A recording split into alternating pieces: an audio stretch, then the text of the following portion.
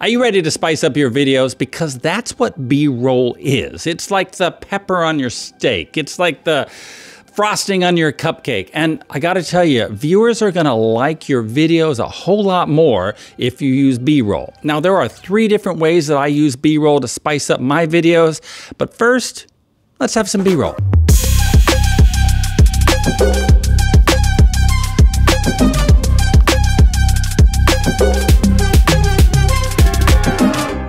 Before I go over the 3 ways that I use B-roll, I should probably explain what B-roll is. And the term B-roll implies that maybe there's an A-roll somewhere, and A comes before B, so maybe A-roll is more important than B-roll. Kinda, sorta. Back in the dawn of time, and by that I mean the 1980s, video editors didn't have computers to edit on like we do now. Instead, they would have multiple giant tape machines with videotape on them, and they would switch back and forth between the machines to assemble their final video. Typically, one of these machines held the roll of tape that had all the clips of somebody talking on it, and that was the A-roll. And then the B-roll was the roll of videotape that just had all the extra stuff on it, the things that maybe weren't as important and didn't have anyone speaking. In modern editing software, your B-roll clips typically go on a track above your A-roll clips, like this. And that's because your B-roll clip kind of hides or blocks the A-roll clip, but you still hear the audio from all of it. And you just experienced that A-roll, B-roll concept right there, because you continued to hear me talk, but instead you saw a screenshot of my computer. So let's look at that again. This is A-roll. You're seeing me talk, you're seeing my mouth flap around, and you're hearing me as well. Now we're gonna switch to B-roll, and you're seeing my computer screen, but you're still hearing the audio from the A-roll. Now here's an important distinction between A-roll and B-roll. You typically don't use the sound from the B-roll in your final video. You usually only use the sound from the A-roll. Now there's no law that says you can't use the audio from B-roll. It's just that B-roll clips tend to be very short, and if you played back audio clips one after another in quick succession, it can sound a little weird.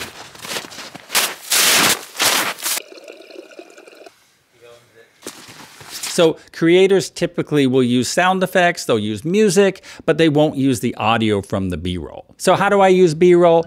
Well, the first way is what you just saw, where I'm giving you information by speaking to the camera and then bringing in important video to help illustrate my points. It's almost like reading a book, and then you come across a photograph or a drawing that helps illustrate something from the story, because that's what B-roll is. It's there to illustrate something visually. Or it can just be there to keep things interesting, because do you really want to stare at someone talking to the camera for the entire time? Here's another example of how B-roll comes in handy. Let's say I was doing a tutorial video on how to operate a table saw.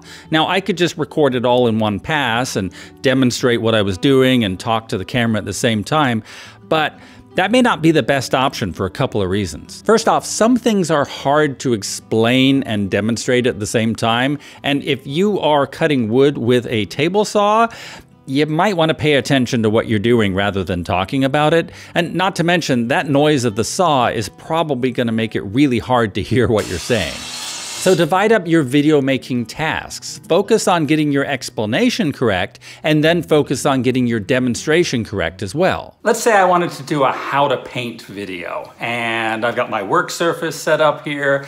I've got some nice window light coming in through the kitchen window. And I'm just doing this all on my phone, by the way, just so you can see how simple it could be. Now, my phone is close to my face, so the audio, yeah, it sounds okay. It's not perfect, but it sounds pretty good. However, I've got a problem. You can't see my work surface. You can't see what I'm doing.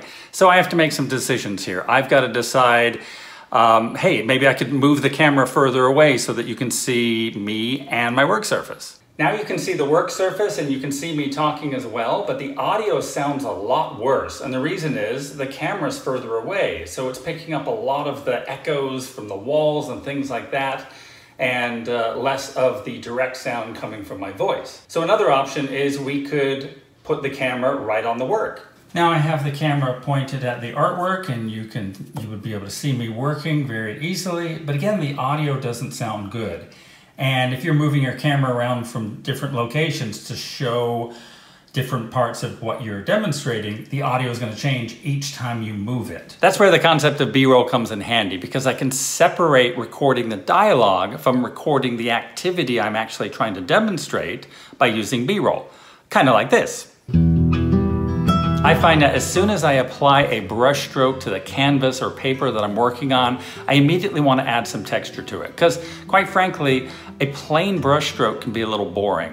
One of the tools that I like to use is the blade of a utility knife. Now, you have to be careful not to cut yourself, of course, but you can use the point to carve in fine lines into your brush stroke, and you can use the flat edge of it to feather the edge of your brush stroke and kind of spread the paint out in different directions.